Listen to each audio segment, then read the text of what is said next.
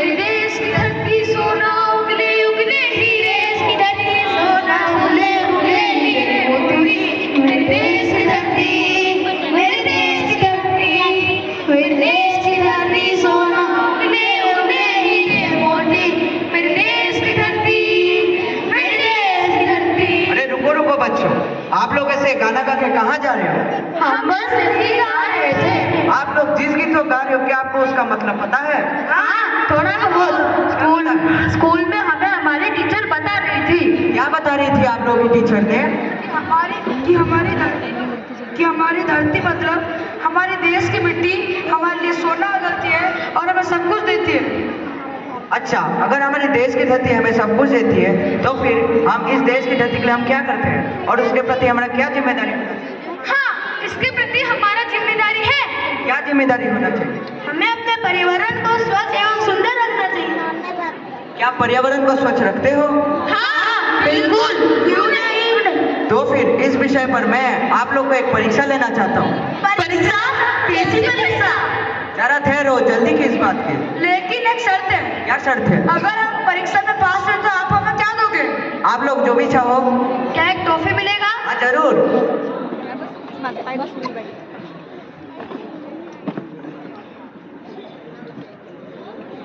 यह क्या कर रहे हैं अंकल जी? आप इतने बड़े आदमी होकर भी हमारी देश की धरती को गंदा कर रहे हैं। आप लोग ही तो बोल रहे थे कि आप लोग पर्यावरण को स्वच्छ रखते हो तो ये साफ करो ना। अच्छा, मेरा थोड़ा काम याद है कि मैं आता हूँ। अरे, ये थोड़ी हमारा काम है। मैं तो अभी पढ़ रहा हूँ। पढ़ाई लिखाना हमारा काम है, साफ सफाई करना हमारा काम नहीं है। तो क्या हुआ? अंकल तो बोल के गए हैं कि हमारी परीक्षा ले रहे हैं तो तुम थोड़ा कचरा उठा दो ना। कचरा? कचरा तो तुम्हारे पास गिरा है ना, तुम उठाओ ना इसको। अरे क्या बोला? तुम्हारे हाथ टूट गए क्या जो मुझे बोल रहे हो कचरा उठाने के लिए? उठा दो ना कचरा। देखो देखो, ये दोनों तो आलसी निकले। अच्छा, अगर हम दोनों आलसी हैं तो तू बनेगी तो उठा देना कचरा। देश का जागरूक नागरिक। मैं कचरा उठा देता, परंतु मेरे टिफिन का समय हो गया है और मेरा टिफिन बॉक्स भी खोल चुका है, तो तुम थोड़ा कचरा उठा दो ना। अरे तुम्हारे जैसे लोग तो ऐसे ही हैं जो किसी खुद का काम दूसरों से करवाते हैं। और तुम्हारे जैसे लोग तो अपना घर का कचरा दूसरे घर के आगे फेंक देते हो और अपना घर को साफ सुथरा रखते हो। तुम लोग थोड़ी ना अच्छे हो। तुम लोग तो अपने स्वार्थ के लिए खुद के घर के शौचालय व्यवहार ना करके बाहर खुले में ही शौच करते हो। मैंने देखा नहीं है क्या? ठीक है, अगर हम स्वार्थी हैं तो उसमें तुम्हारा क्या जाता है? अच्छा, हमने जो कुछ किया तुम्हें उसमें क्या परेशानी हो रही है? तुम्हें ज्यादा परेशानी हो रही है क्या? एक थप्पड़ पड़ेगा तो तुम्हारी परेशानी मिट जाएगी। मैं भी तुम्हारे कान पट्टी फेंक दूंगा। मैं भी दूंगा। खींच के लगा दूंगा। मैं भी दूंगा। अरे रुको रुको बच्चों, आप लोग ऐसे झगड़ा क्यों लग रहे हो? ये बोल रहे हैं कि मैं खराब हूँ। अंकल ये बोल रहे हैं कि मैं खराब हूँ। नहीं, ये झूठ बोल रहे हैं। ये बोल रहे हैं कि मैं खराब हूँ। अंकल ये बोल रहे हैं कि मैं खराब हूँ। मैंने तुम लोगों की परीक्षा लेके बहुत बड़ी गलती कर दी। लगता है ये कचरा मुझे उठाना पड़ेगा। अगर हम अपने देश की मिट्टी को ऐसे ही अगर हम कचरा फैलाते हैं तो इसका असर हमारे भोजन और हमारे शरीर पर प्रभाव पड़ता है। जैसे जंक फूड से बाहर से आई हुई धूल मिट्टी और उसमें मक्खियाँ गिरती है। आइए देखते हैं जंक फूड से क्या होता है।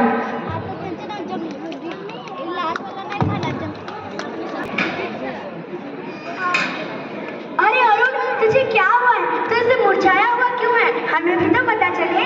कुछ नहीं साई, आज मूड अच्छा नहीं लग रहा है। क्या करूं, मन में सिर्फ अचार का खट्टापन लग रहा है। आम का अचार? कहाँ है आम का अचार? कितने दिनों से खाया नहीं।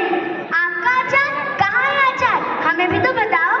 अरे रिजर्व बैंक में मिलता है आम का अचार। जाएगा रिजर्व बैंक? जा जल्दी जाना तो खत्म हो जाएगा। अरे हमारे बरमपुर के होटल वफादार में मिलता है ना आम का अचार, और भी बहुत कुछ मिलता है। तुझे पता है कि नहीं पता? सच में? तो सभी चलते हैं और टेस्ट करते हैं। टेस्ट तो शाहरुख खान के जैसे रहेगा, और जब हम खा लेंगे तो हम सलमान खान की तरह बन जाएंगे। और उसके बाद कपिल शर्मा की तरह हंसते रहो और हंसाते रहो। मगर दोस्तों, ये सब जंक फूड खाने से हमारा स्वास्थ्य बिगड़ जाएगा। मुझे कौन से महान डॉक्टर ने कहा था और किस जमाने में?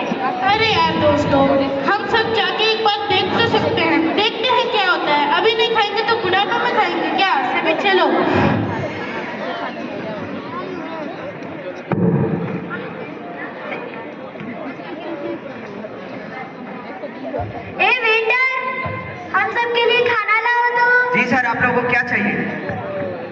मेन्यू दिखाओ। खाना अच्छा है ना? सुनो मैं ये ले रहा हूँ। मेरे लिए लिखो। मेरे लिए मटन और पेप्सी। मेरे लिए चिकन लॉलीपॉप, चिकन टिक्का और थम्स अप। मेरे लिए मोमोज, ऑरेंज चाउमीन और लिम्का। मेरे लिए राजमा चावल और सब्जी। ठीक है सर।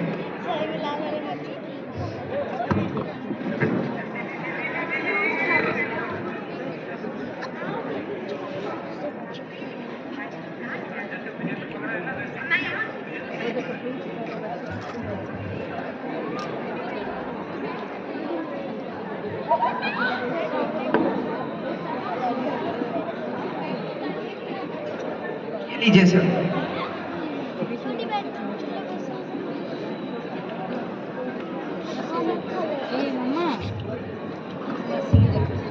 खाना स्वादिष्ट है। हाँ बहुत अच्छा है।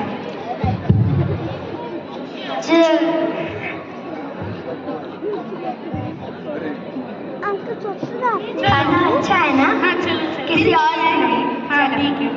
पानी।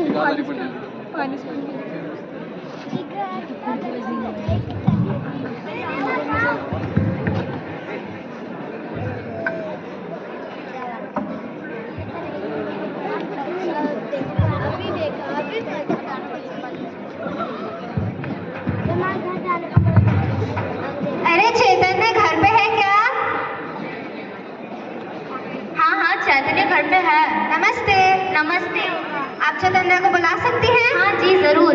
चैतन्य इधर आओ, आंटी आपसे कुछ पूछना चाहती है। नमस्ते आंटी। नमस्ते बेटा। कल तुम लोग कहीं गए थे और मिलकर कुछ खाया था? हाँ आंटी कल हम होटल मुफ्तदार गए थे। क्यों कुछ गड़बड़ हुई? कल से साई को ऐसे बुखार चढ़ा है जैसे तेल की कढ़ाई में तेल उबल रहा है। और आपकी क्या गड़बड़ हुई है? और मेरे औरों को ही देख लो, कल से लंदन से इंडिया, इंडिया से लंदन चलता रहता है, रुकने का नाम नहीं ले रहा। और आपकी बेटी की क्या गलती? और मेरा बाबूराम कल से हैंडपंप से करके पानी निकालते रहता है। मैं अभी क्या करूं? मैंने तो इन तीनों को कितनी बार समझाया कि ये सब जंक फूड मत खाओ, लेकिन ये है कि मेरी एक भी नहीं सुने। हाँ बेटा, तुम कितने अच्छे हो। और हमारे लाडले आजकल के बच्चों की तरह ना किसी की बात सुनते हैं और ना मानते हैं। अनाज शनाज कुछ भी खा लेते हैं, खुद तो भोगते ही हैं, अपने माता पिता को भी परेशानी में डाल देते हैं। हे भगवान, अब मैं क्या करूं? अब क्या करना है? इनको हॉस्पिटल लेके ही चलो।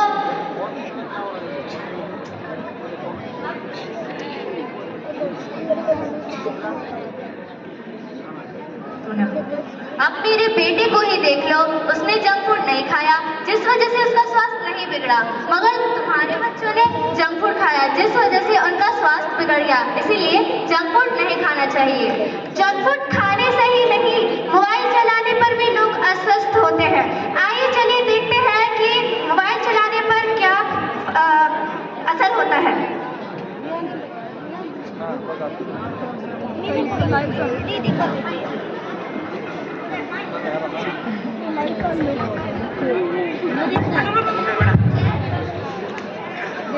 A small announcement for all the in charges of the अरे सुन रही हो?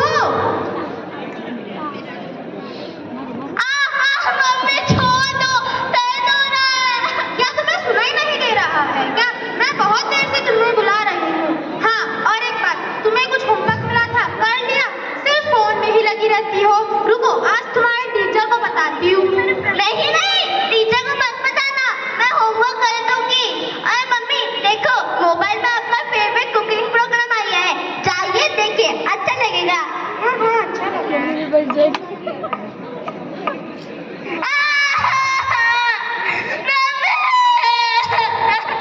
क्या हुआ बेटी, क्या हुआ? मम्मी मेरा सिर बढ़ रहा है, सब कुछ अंधेरा दिखाई दे रहा है, पढ़ने से कुछ याद नहीं आ रहा है। अजी सुनते हो, जल्दी आओ, बेटी को क्या हो गया है? क्या हुआ बेटी को? पापा मेरा सिर बढ़ रहा है, सब कुछ अंधेरा दिखाई दे रहा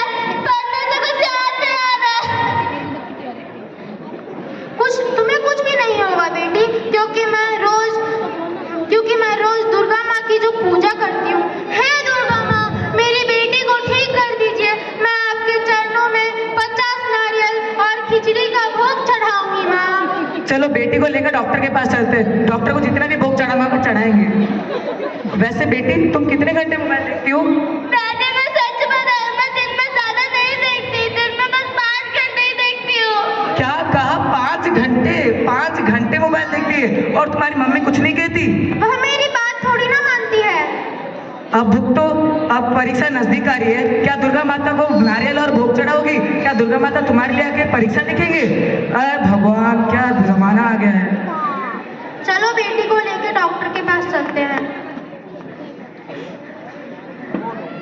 इस तरफ।